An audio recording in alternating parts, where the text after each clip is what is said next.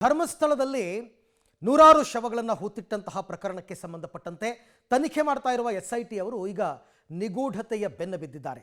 ಸತ್ಯವನ್ನು ಹೇಗಾದರೂ ಮಾಡಿ ಹೊರಗೆ ತರಲೇಬೇಕು ಅಂತ ಪ್ರತಿನಿತ್ಯ ಭೂಶೋಧವನ್ನು ಮಾಡ್ತಾ ಇದ್ದಾರೆ. ಆದರೆ ನಿರೀಕ್ಷಿತ ಫಲಿತಾಂಶ ಸಿಕ್ಕಿಲ್ಲ. ಹಾಗಂತ SIT ಅಧಿಕಾರಿಗಳು ಹತಾಶರಾಗಿಲ್ಲ.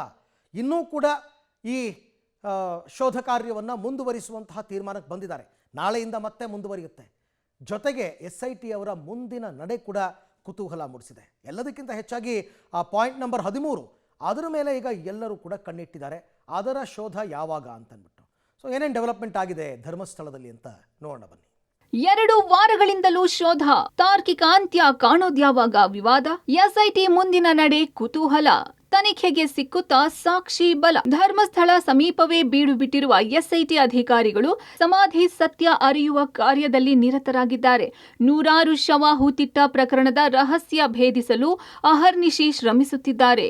ಮುಸುಕುಧಾರಿ ತೋರಿಸಿದ ಜಾಗದಲ್ಲೆಲ್ಲ ಯಾವುದೇ ಚಕಾರ ಹಾಗೂ ತಕರಾರು ಎತ್ತದೆ ಉತ್ಖನನ ಮಾಡುತ್ತಿದ್ದಾರೆ. ನೇತ್ರಾವತಿ ತೀರದಲ್ಲಿ ಆರಂಭವಾದ ಕಳೇಬರ ಅವಶೇಷಗಳ ಪತ್ತೆ ಕಾರ್ಯ ಧರ್ಮಸ್ಥಳದಲ್ಲೇ ಇರುವ ಬಾಹುಬಲಿ ಬೆಟ್ಟದ ತಪ್ಪಲಿಗೆ ಬಂದು ನಿಂತಿದೆ. ಪ್ರಕರಣದ ನಿಗೂಢತೆಯನ್ನು ಬಯಲಿಗೆಳೆಯೋಕೆ ನಿತ್ಯವೂ ಭೂಶೋಧ ಮಾಡುತ್ತಲೇ ಇದ್ದಾರೆ. ಆದರೆ ಇದುವರೆಗೂ ನಿರೀಕ್ಷಿತ ಫಲಿತಾಂಶ ಸಿಕ್ಕಿಲ್ಲ. ಹಾಗಂತ SIT ಕೈ ಚೆಲ್ಲಿ ಕುಳಿತಿಲ್ಲ.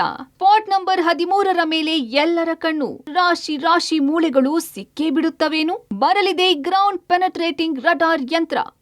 ನಾಳಿದ್ದು ಗೊತ್ತಾಗಲಿದೆ ಸ್ಪಾಟ್ ನಂಬರ್ 13ರ ವಿಚಾರ. ನೇತ್ರಾವತಿ ಬ್ಯಾರೇಜ್ ಪಕ್ಕದಲ್ಲೇ ಇರುವ ಸ್ಪಾಟ್ ನಂಬರ್ 13 ಈಗ ಎಲ್ಲಿಲ್ಲದ ಮಹತ್ವ ಪಡೆದುಕೊಂಡಿದೆ. ಇದೇ ಜಾಗದಲ್ಲಿ ಹಲವು ಶವಗಳನ್ನು ದಫನ್ ಮಾಡಿದ್ದೇನೆ ಅಂತ ದೂರುದಾರ ಪದೇ ಪದೇ ಹೇಳಿದ್ದಾನೆ. ಸ್ಪಾಟ್ ನಂಬರ್ 13ರಲ್ಲಿ ಕಳೇಬರಗಳು ಸಿಕ್ಕೇ ಸಿಗುತ್ತವೆ ಅನ್ನೋದು ದೂರುದಾರನ ವಿಶ್ವಾಸ. ಆದರೆ ಆ ಜಾಗ ಬಹಳ ವಿಶಾಲವಾಗಿರುವ ಕಾರಣ ಮಾನವ ಶ್ರಮ ಬಳಸಿ ಅಗೆಯುವ ಬದಲು GPR ಯಂತ್ರದ ಮೊರೆ ಹೋಗಲು SIT ನಿರ್ಧರಿಸಿದೆ. GPR ಯಂತ್ರದ ಖರೀದಿ ಸದ್ಯಕ್ಕೆ ಅಸಾಧ್ಯವಾಗಿರುವ ಕಾರಣ ಬಾಡಿಗೆಗೆ ತರಲಾಗುತ್ತಿದೆ. ನಾಳೆ ಅಥವಾ ನಾಡಿದ್ದು ಗ್ರೌಂಡ್ ಪೆನಿಟ್ರೇಟಿಂಗ್ ರಡಾರ್ ಯಂತ್ರ ಸ್ಥಳಕ್ಕೆ ಬಂದು ಅಸ್ಥಿಪಂಜರ ಹುಡುಕಲಿದೆ. SIT ಮುಂದಿರುವ ಆಯ್ಕೆಗಳೇನು?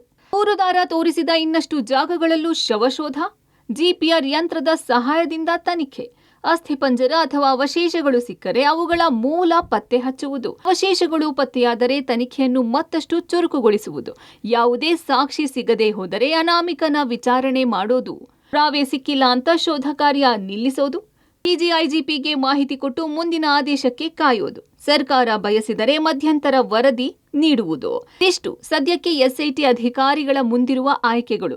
16 ಪಾಯಿಂಟ್ ವರೆಗೂ ಆಗಿದರೂ ತಲೆ ಬುರುಡೆ ಅಥವಾ ಮೂಳೆಗಳ ಗುರುತು ಪತ್ತೆಯಾಗಿಲ್ಲ. ಆದರೆ ಪಾಯಿಂಟ್ ನಂಬರ್ 13 ಮಾತ್ರ ಕುತೂಹಲ ಉಳಿಸಿಕೊಂಡಿದೆ. ನಾಳೆ ಅಥವಾ ನಾಡಿದ್ದು ಪಾಯಿಂಟ್ ನಂಬರ್ 13 ಭೂಗರ್ಭ ರಹಸ್ಯವೂ ಗೊತ್ತಾಗಲಿದೆ. ಅಲ್ಲಿವರೆಗೂ ಕಾದು ನೋಡಬೇಕಷ್ಟೇ. Deepak Jain, public TV, Dharmasthala.